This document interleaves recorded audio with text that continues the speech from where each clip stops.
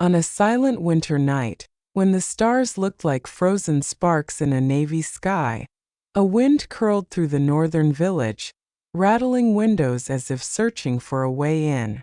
Kara, a brave girl with long brown hair and a woolen scarf her grandmother had knitted, pressed her palm to the cold glass and watched snow drift under the lanterns. Beside her, Emile, quiet, thoughtful, with a smile that once warmed every room, drew shapes in the frost and talked about following the river to the mountains to see the aurora. They often sat by Grandmother Lisa's fireplace, listening to her stories of the Snow Queen, a ruler who wore winter like a crown.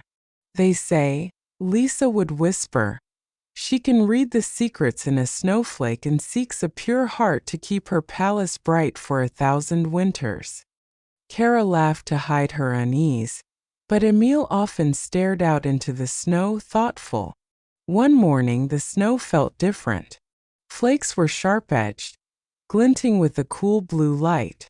In the square, while tossing snowballs, one landed on Emile's cheek and didn't melt. It shimmered and sank into his eye.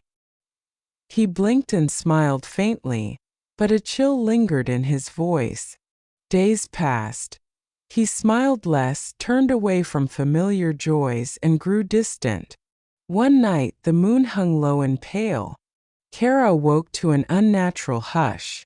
Outside, silver reindeer stood, steam curling from their nostrils.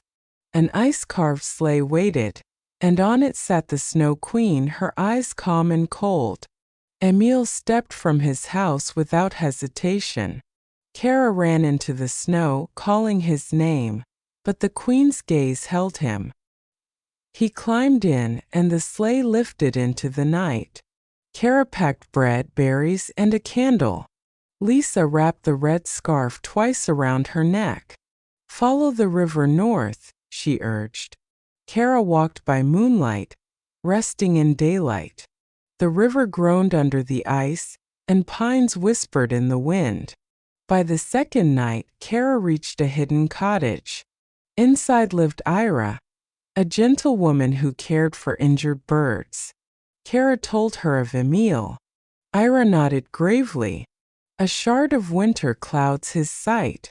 The Queen's palace lies beyond the Mirror Mountains. Few return, but hearts like yours leave prints snow cannot hide." She gave Kara a reindeer named Rune, strong and steady. With Rune pulling a small sleigh, Kara crossed frozen flats. At a bare tree, 2 ravens landed, Bran and Sova. They spoke in voices like rustling leaves. "We saw the boy," Bran said.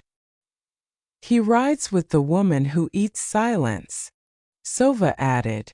"His hands remember warmth." They told Kara to follow a singing frozen lake, then turn toward the tallest peak. The lake hummed under the ice as Kara crossed it at dawn. A moonlit cave dripped with slow, patient water. Beyond lay the Mirror Mountains, their faces reflecting every scrap of light. The wind sliced through the pass, but Rune pushed forward. The Snow Queen's palace rose like a mirage, towers of clear ice, floors rippling like frozen rivers. Inside, silence pressed like a heavy blanket. Kara found Emile kneeling before a mosaic of frost mirrors, trying to solve a puzzle with shapes that refused to fit. The Snow Queen stood nearby. "He is safe," she said. "No sorrow here. No pain. Only stillness." "And no joy," Kara replied. "No laughter, no shared bread, no helping hands." "Warmth changes things," the Queen murmured. "Here nothing changes. That is mercy." Kara knelt beside Emile and spoke softly, of the market bell at noon, Ira's birds, Rune's steady breath, and their promise to see the aurora. Emile's hands slowed. Kara took them, tucking the red scarf around his neck. "It smells like wood smoke," she whispered. A tear slipped from her lashes, landing near his eye. Warmth met cold. The shard cracked with a faint sound. Emile blinked. "Kara!" he whispered, his voice breaking. Recognition returned to his gaze. The Snow Queen watched. "Love is noisy," she said quietly. "It melts what I build." She turned to the window. "The door is there. Take the wind at your back." Kara and Emil rode Rune beneath pale skies, laughter returning with each mile. At the singing lake, the ice hummed a gentler note. The ravens guided them to Ira's cottage, where warm bread and tiny bells for Rune awaited. Back in the village, smoke curled from chimneys and children's shouts filled the streets. Lisa gathered them in, the red scarf binding them together. That evening the fire's glow softened the walls, and warmth rewrote the long winter hours. Far away in her quiet palace, the Snow Queen stood by a pane of ice. A flake melted on her cheek like a tear before disappearing. That night, Kara woke and saw the aurora splitting the sky. Emil smiled.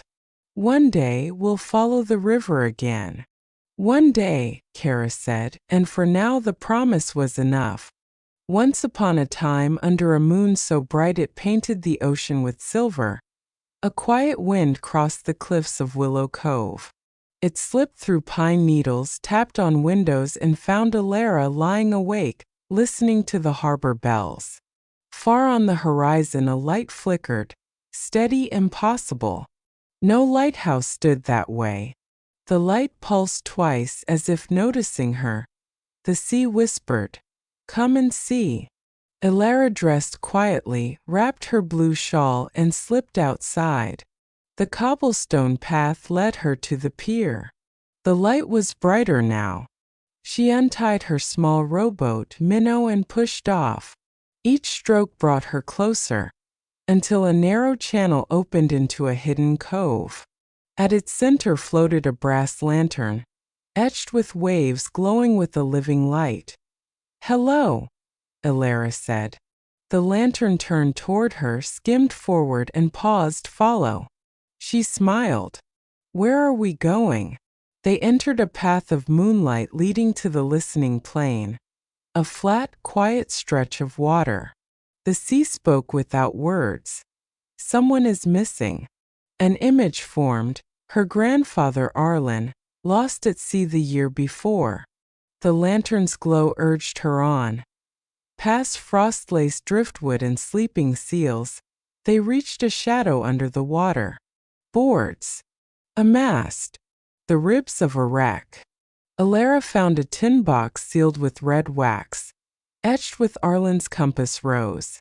She tucked it into her boat. The lantern guided her home at dawn. She opened the box. Letters to her mother, Mara, in Arlen's hand.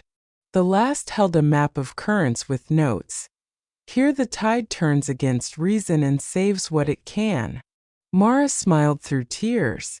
He was never lost, just found elsewhere. Alara brought bread to the hidden cove in thanks. The lantern's glow felt like gratitude. 2 nights later a storm hit. In the chaos, little Tomas fell into the sea. Alara ran to the pier, shouting his name. A light answered, the lantern cutting through wind and rain, lifting Tomas toward a rope. He was pulled to safety. The lantern found Alara's eyes. "You asked." I answered. Willow Cove changed. People listened to the water. Children waved to the horizon. But Silas Crow, a greedy trawler owner, wanted the lantern for himself. One evening Alara saw him slip into the cove with a net. "Stop!" she cried, running down the cliff path. The net brushed the lantern, its glow dimmed. Alara dove into the cold, found the knot, and freed it. The lantern flared and pushed her upward. Silas's boat struck rock and limped away. No one offered to fix his net. Days passed without the lantern.